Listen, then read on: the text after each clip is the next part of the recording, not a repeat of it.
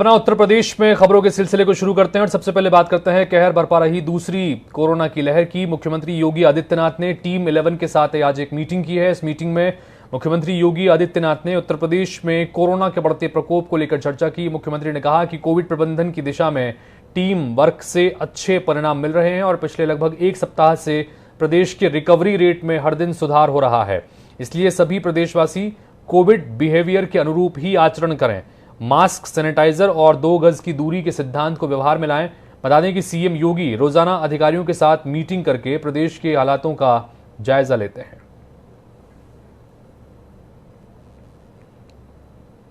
1 मई से शुरू होने वाले कोरोना वैक्सीनेशन महाअभियान का पंजीकरण बुधवार से शुरू होने पर मुख्यमंत्री योगी आदित्यनाथ ने ट्वीट किया है। उन्होंने ट्वीट में कहा है कि 1 मई से प्रारंभ हो रहे कोरोना वैक्सीनेशन महाअभियान के लिए रजिस्ट्रेशन यानी पंजीकरण की व्यवस्था शुरू हो रही है। आज शाम 4 बजे से यह शुरू हो चुका है और इसके लिए उन्होंने जिस एप्लीकेशन पर जाकर और जिस पोर्टल पर जाकर ये रजिस्ट्रेशन होगा उसकी जानकारी भी दी कि वहां जाकर लोग अपना रजिस्ट्रेशन कराएं। उसके बाद जल्द से जल्द लोगों को वैक्सीनेट करने का प्रोसेस शुरू किया जाएगा। तो उत्तर प्रदेश में ऑक्सीजन सप्लाई पर कड़ी निगरानी रखने के लिए मुख्यमंत्री योगी आदित्यनाथ ने के निर्देश पर गृह विभाग में ऑक्सीजन कंट्रोल रूम बनाया गया है, जिसमें रियल टाइम ट्रैकिंग की सुविधा है। ये कंट्रोल रूम 24 घंटे 7 दिन काम कर रहा है। इसमें संबंधित विभागों के उच्चाधिकारियों की भी मौजूदगी सुनिश्चित की गई है। आंकड़ों की माने तो अब तक उत्तर प्रदेश में रिकॉर्ड ऑक्सीजन सप्लाई हुई है, जिसमें कल उत्तर प्रदेश में 321 टन की रिकॉर्ड सप्लाई हुई, जो अब तक एक दिन का सभी राज्यों के मुकाबले सबसे बड़ा सप्लाई है। उत्तर प्रदेश में अब तक लगभग 600 मीट्रिक टन की ऑक्सीजन सप्लाई हो चुकी है।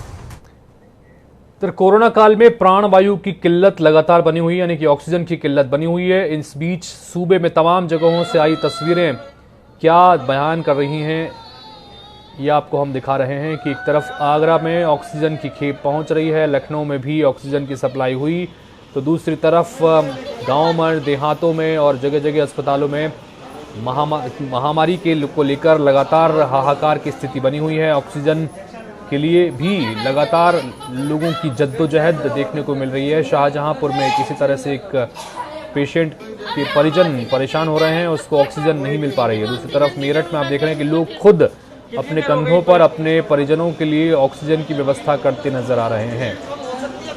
कानपुर का नज़ारा, जहां पर ऑक्सीजन सेंटर के बाहर लोगों की भारी भीड़, ताकि प्राणवायु कम से कम उन्हें मिल सके अपनों के लिए जो अस्पतालों में जद्दोजहद कर रहे हैं।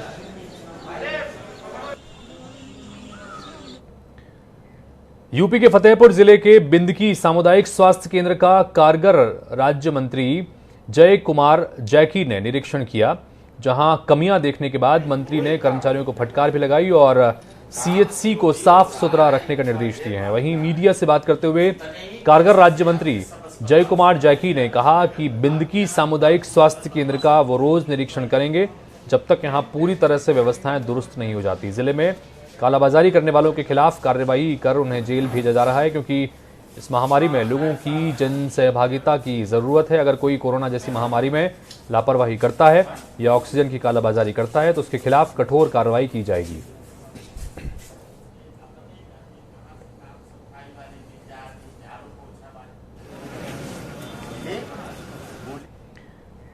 इलाहाबाद हाईकोर्ट ने उत्तर प्रदेश में कोरोना संक्रमण से निपटने के लिए सरकारी तौर तरीकों की तीखी आलोचना करते हुए कहा है कि सरकार माई वे या नो वे छोड़ दें और लोगों के सुझावों पर भी अमल करें।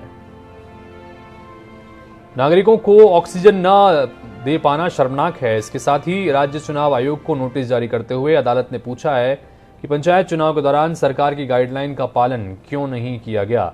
इसकी वजह से चुनाव ड्यूटी कर रहे 135 लोगों की मौत की खबर आई। कोर्ट ने पूछा कि क्यों ना उसके खिलाफ आपराधिक अभियोग चलाया जाए। कोर्ट ने बचे चुनाव में गाइडलाइंस का पालन का निर्देश दिया है। अगली सुनवाई 3 मई को होगी। जनता को मौत के मुंह में ढकेलने के लिए सिर्फ और सिर्फ जिम्मेदार है। आज भी उत्तर प्रदेश में चुनाव का चरण कल का बाकी है और शादियां विवाह चल रहे हैं, तमाम धार्मिक कार्यक्रम हो रहे हैं। क्या सरकार को ये बातें दिख नहीं रही हैं? सरकार किस बात का इंतजार कर रही है? क्या 135 की संख्या को या रोज मरने वालों की संख्या को डबल करने के लिए सरकार इंतजार कर रही है? क्यों ऐसा कोई कठोर कदम नहीं ले रही जिससे कि लोग अपने घरों से ना निकल सके? मैं पूर्ण रूप से सहमत हूं। आज की डेट में चुनाव आयोग और उत्तर प्रदेश की सरकार उत्तर प्रदेश की जनता को मौत के मुंह में डाल रही है, विवश कर रही है। 135 सरकारी कर्मचारी जो कोरोना से मरे हैं, ये उसका जीता जागता उदाहरण है और उनकी चपेट में आके कितने लोग मरे हैं इसकी कोई गिनती नहीं, इसकी कोई संख्या नहीं।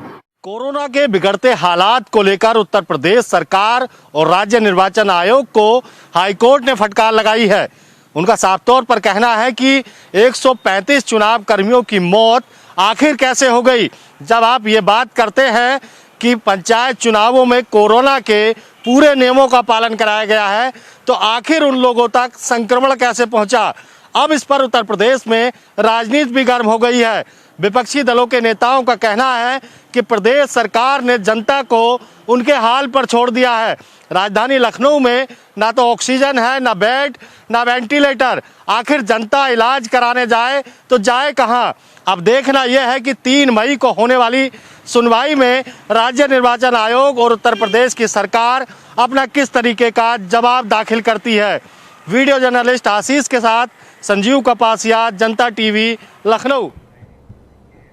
तो प्रमोद तिवारी ने योगी सरकार पर निशाना साधा है कि जिस तरह से 135 लोगों की मौत होने के बावजूद जिला पंचायत के चुनाव चल रहे हैं और ड्यूटी लगाई जा रही है, इसके जिम्मेदार कौन है? खुद हाईकोर्ट ने फटकार लगाई है और उन्होंने क्या कुछ कहा है, सुनाते हैं आपको। मैं सिर्फ इतना कहना चाहता हूं कि कम से कम 50 लाख रुपए इनको मुआवजा मिले और ये सरकार जो दोषी है, ये करा सकती थी चुनाव फरवरी मार्च में, लेकिन नहीं कराया। अब जब नहीं कराया था तो इन्हें जाना चाहिए था कोर्ट में, सुप्रीम कोर्ट में कि अब कोरोना दस्तक दे चुका है तो इसे फिर 2-3 महीने और पोस्टपोन कर दो, न्यायालय कर देती। लेकिन नहीं, इन्हें तो कोरोना के पीक पे कराना था, वो भी 4 चरणों में, 5-8 चरणों में बंगाल में कराना था। सत्ता के लिए अंधी हो गई है भारतीय जनता पार्टी की सरकारें, चाहे केंद्र की हो चाहे प्रदेश की हो। इन मौतों का कहीं न कहीं से जिम्मेदार अगर कोई है तो उत्तर प्रदेश सरकार की बद इंतजामी। दे इनको मुआवजा और बताए कि इन मौतों के जो दोषी हैं उनके खिलाफ क्या कार्रवाई हो रही है। मुझे पूरी उम्मीद है न्यायालय इस पर सख्त कदम उठाएगा। तो सूबे में पंचायत चुनाव अपने आखिरी पड़ाव पर है। 29 अप्रैल को सूबे में चौथे चरण के तहत 19 अप्रैल को 17 जिलों में 29 अप्रैल को वोटिंग होगी, जिसके लिए तमाम तैयारियां पूरी कर ली गई हैं। चौथे चरण में इन जिलों में जो आपको अब तस्वीर दिखा रहे हैं, यहां पर 29 अप्रैल चौथा और आखिरी चरण है जहां पर पंचायत चुनाव की प्रक्रिया होगी।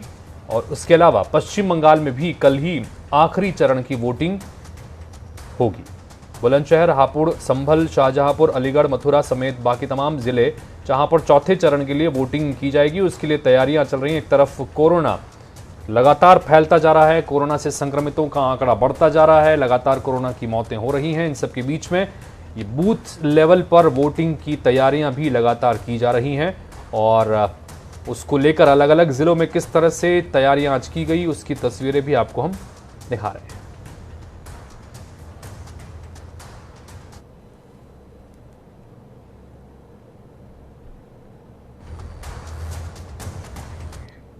तो देश में बढ़ रहे कोरोना वायरस महामारी के साथ 1 मई से 18 साल से ज्यादा उम्र के लोगों को वैक्सीनेशन किया जाएगा। इसके लिए रजिस्ट्रेशन आज से शुरू हो रहा है और इस नई व्यवस्था को लेकर केंद्र सरकार ने नई पॉलिसी बनाई है। इस पॉलिसी को लेकर कई सवाल किए जा रहे हैं।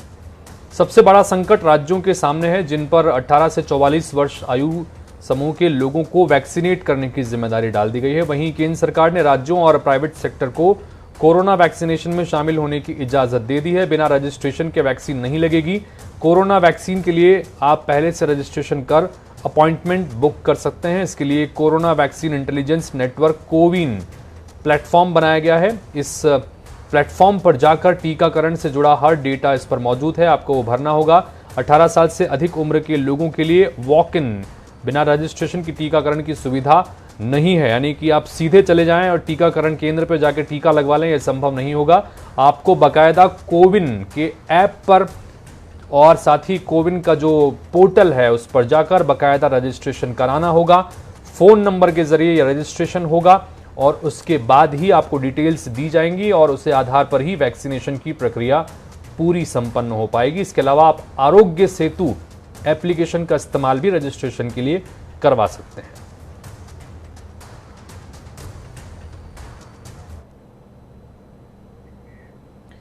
जौनपुर की बात करते हैं। कोरोना काल ने कई सारी ऐसी तस्वीरें दिखाई जिससे इंसान का दिल दहल जाए। उत्तर प्रदेश के जौनपुर जिले से मानवता को शर्मसार करने वाली ऐसी ही तस्वीर सामने आई है। जिले के मड़ियाहू कोतवाली क्षेत्र के अमरपुर गांव में सोमवार की दोपहर एक बुजुर्ग अपनी मृतक पत्नी के शव को साइकिल पर लेकर, या यूं कहें इंसानियत का शव लेकर भटकता रहा। पहले तो गांव का कोई भी व्यक्ति अर्थी को कंधा देने को तैयार नहीं हुआ। फिर जब बुजुर्ग अकेले ही शव को साइकिल से लेकर निकला तो ग्रामीणों ने अंतिम संस्कार करने से ही रोक दिया। सूचना पर पहुंची पुलिस ने पूरे रीति रिवाज से शव को रामघाट लेकर गई और अंतिम संस्कार कराया, जो गांव के लोगों की मरी हुई मानवता के मुंह पर तमाचा है। एक तरफ जहां गांव के लोगों का ये कृत्य मानवता को शर्मसार करने वाला है, तो वहीं दूसरी तरफ पुलिस ने मानवता की मिसाल पेश की है।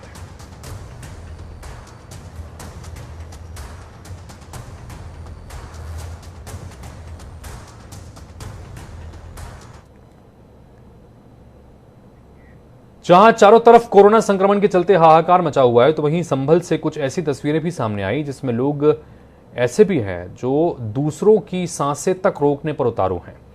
दरअसल ये पूरा मामला जनपद संभल की कोतवाली चंदौसी क्षेत्र के राज मोहल्ला से जुड़ा है। मामला एक संदिग्ध कोरोना महिला से उसका ऑक्सीजन सिलेंडर छीनने से जुड़ा हुआ है। जानकारी के मुताबिक एक महिला जिसकी उम्र लगभग 50 साल है, उसकी अचानक तबीयत खराब हो गई। ऑक्सीजन की दिक्कत के चलते परिवार के लोग दर दर भटकने को मजबूर हो गए। इसलिए शाहरुख नाम के एक संदिग्ध ने कोरोना पीड़िता के घर पहुंचकर पहले हंगामा किया और फिर सिलेंडर वापस मांगने का दबाव डालना शुरू कर दिया। जिसके बाद पीड़ित परिवार ने कुछ देर की मोहलत मांगी। इसी बीच आरोपी शाहरुख ने जबरदस्ती महिला से ऑक्सीजन सिलेंडर छीनने का प्रयास किया, जिसके बाद महिला की हालत और ज्यादा खराब हो गई।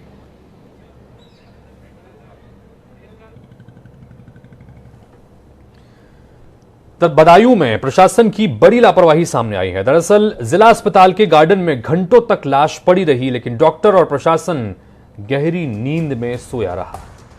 सीएमएस ऑफिस के ठीक सामने लावारिस लाश किसी को नजर नहीं आई। कोरोना काल में टूटती सांसों के बीच जहां हर एक जान के लिए फ्रंटलाइन वॉरियर्स की जिम्मेदारी है, तो वहीं सीएमएस दफ्तर के बाहर घंटों से पड़ी ये लावारिस लाश जिम्मेदारों की जिम्मेदारी पर कई सवाल खड़े करती है।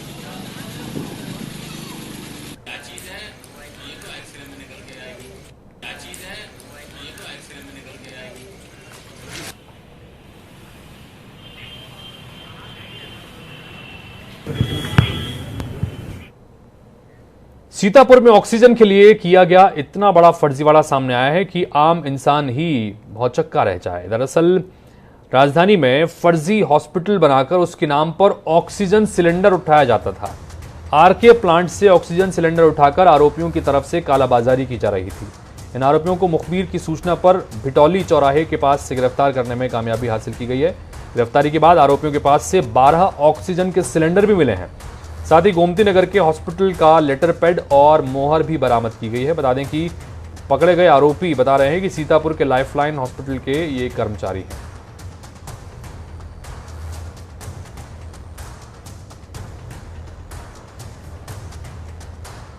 तो किस तरह से कालाबाजारी की जाती है उसकी एक बानगी देखने को मिली है। ये सीतापुर की खबर आपको दिखा रहे हैं, जहां पर बाकायदा फर्जी हॉस्पिटल कागजों में तैयार किया गया और उस फर्जी हॉस्पिटल के नाम पर ऑक्सीजन प्लांट से ऑक्सीजन के सिलेंडर ली जाती थी और फिर उसे कालाबाजारी की जाती थी। ऐसे ही जब मामले में शिकायत मिली, मुखबिर की शिकायत के आधार पर पुलिस ने कार्रवाई की और कुछ लोगों को गिरफ्तार किया, जिनके पास से 12 सिलेंडर बरामद किए।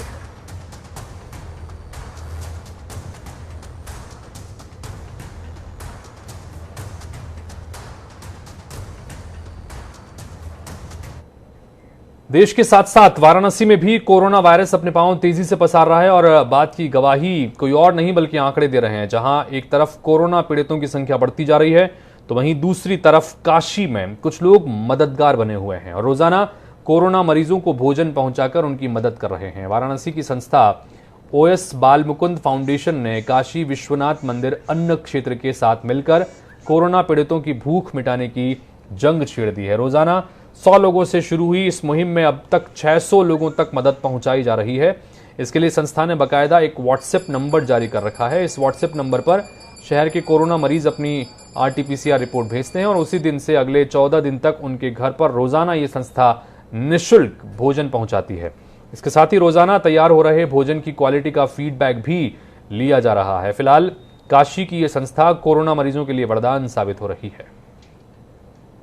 जो पेशेंट हैं या जो उनके फैमिली के मेंबर्स हैं उन लोगों के लिए तैयार किया जा रहा है। जो व्हाट्सएप ग्रुप के द्वारा ये प्रचार भी हमने इस नंबर का किया है। उस नंबर पे जो कोविड के पेशेंट हैं अपनी रिपोर्ट, अपना नाम, अपना मोबाइल नंबर, अपना पता और अगर इनके परिवार में कुछ ऐसे हैं जैसे छोटे बच्चे हैं या बुजुर्ग हैं जो नहीं खाना बना सकते या नहीं कर सकते, उन लोगों को भी हम लोग खाना दे रहे हैं। इसका मदद करने का इसमें एकदम साधारण सा प्रोसीजर है। व्हाट्सएप के थ्रू वो लोग अपने परिवार में जो भी व्यक्ति कोविड पॉजिटिव है उसकी एक रिपोर्ट की कॉपी मुझे देंगे व्हाट्सएप की।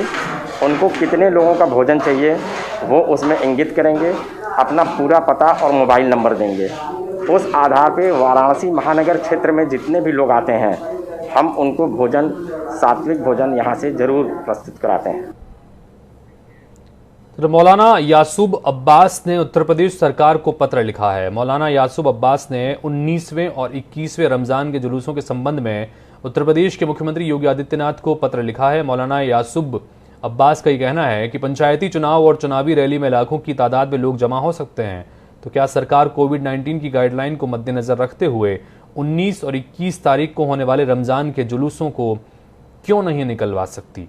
इसलिए सरकार शियों को 19 और 21 रमजान के जुलूस निकालने की अनुमति दे। पंचायती इलेक्शन हो सकते हैं, जब हिंदुस्तान के अंदर 5 सूबों में इलेक्शन हो सकते हैं, जब प्रधानी के इलेक्शन हो सकते हैं, जब सोशल गैदरिंग हो सकती है, जब रैलीज हो सकती हैं, तो हमारे जुलूस क्यों नहीं उठ सकते हैं?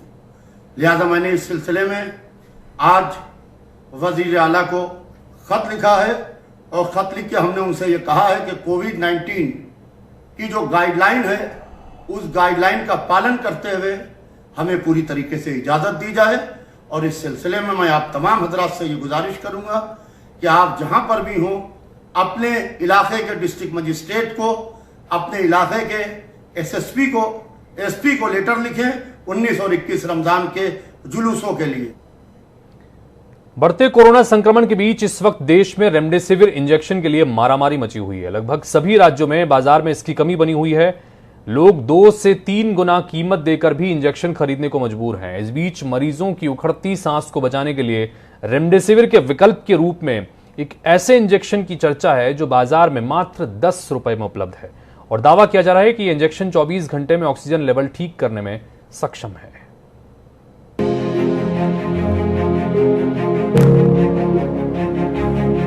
कोरोना के भयानक संक्रमण काल में इस वक्त रेमडेसिविर इंजेक्शन की भारी डिमांड है। जिन मरीजों की सांस उखड़ने लगती है उन्हें चिकित्सक रेमडेसिविर लगाने की सलाह दे रहे हैं। यही वजह है कि देश भर में इंजेक्शन की अफरा तफरी का माहौल है। ऐसे ब्यूरो रिपोर्ट INS 24/7।